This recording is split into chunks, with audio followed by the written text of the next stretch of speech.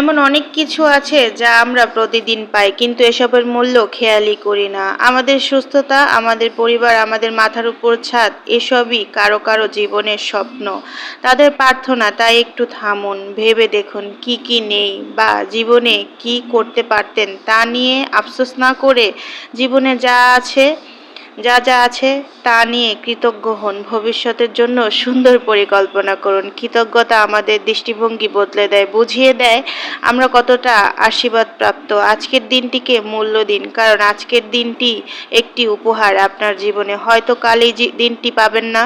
আসলে মানুষের নিঃশ্বাসের কোনো বিশ্বাস নেই, তাই আজকের দিনের জন্য আপনি কৃতজ্ঞতা প্রকাশ করুন। আসসালামু আলাইকুম, সবার কি অবস্থা, কেমন আছেন? শুভ সকাল। আমি আজকের ব্লগটি সকাল থেকে শুরু করেছিলাম। সকালে উঠে হচ্ছে এক গ্লাস পানি খেয়েছি আর একটা খেজুর খেয়েছি, আর নুডলস দেখাইছিলাম। নুডলস হচ্ছে বাবুর জন্য রান্না করেছি।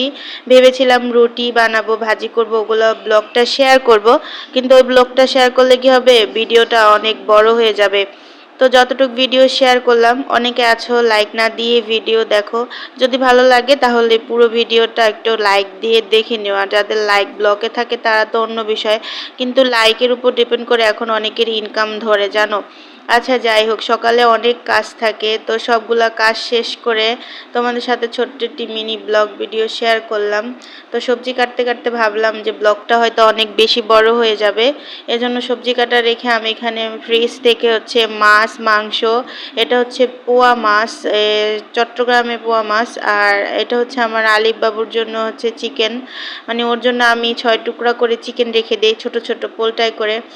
আর একটু নাচতেছিলাম, কারণ আমি হচ্ছে টিভিতে গান বাজায় রাখছিলাম। আর আমি এরকম একটা মানুষ, আমার জীবনে যত ধরনের দুঃখই থাক না কেন, আমি সবসময় আনন্দ করতে অনেক বেশি ভালোবাসি। ওই যে ফার্স্টে একটা কথা বললাম না, আজকের দিনটাকে আপনি সুন্দর করে উদযাপন করুন, হয়তো কালকের দিনটা আপনি পাবেন না।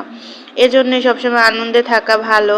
আর এই যে সকালবেলা উঠে খালি পেটে এক গ্লাস পানি, একটা খেজুর খেয়ে আবার 10টা সাড়ে 10টার দিকে হচ্ছে নাস্তা করে নিব। তো নাস্তা করেই আমি হচ্ছে ওই তোমাদের ওগুলো শেয়ার করলাম। আর এই দেখো, আমরা মা ছেলে দুইজনেই গোসল করে ফেলছি। তো আসলে আমরা ড্রয়িং রুমে বসে গেছি খাওয়ার জন্য। আমাদের ড্রয়িং রুমে হচ্ছে সোফা নেই, আমরা ওখানে একটা ম্যাট্রেস রেখেছি। আর এখানে আমার বাচ্চা সারাদিন খেলে, টিভি দেখে, ইসে করে। তো এই জন্য আমি ওকে এখানে একটা হচ্ছে বিছনা চাদরের উপর একটা কাঁথা বিছিয়ে দিছি, কারণ ও সারা দিন বাহিরে দৌড়াদৌড়ি করে। আর এখানে সব ধরনের খেলনা, যখন আমি ওকে গেট খুলে দিই তখন এগুলো নিয়ে হচ্ছে ও বাহিরে খেলে, তারপরে ওই সেম খেলনা আবার বিছানার মধ্যে উঠায়। তো এই জন্য আমি মিডিয়াম সাইজের একটা ম্যাট্রেস কিনে ওকে বিছানা করে দিয়েছি, সারাদিন ও এখানে খেলে।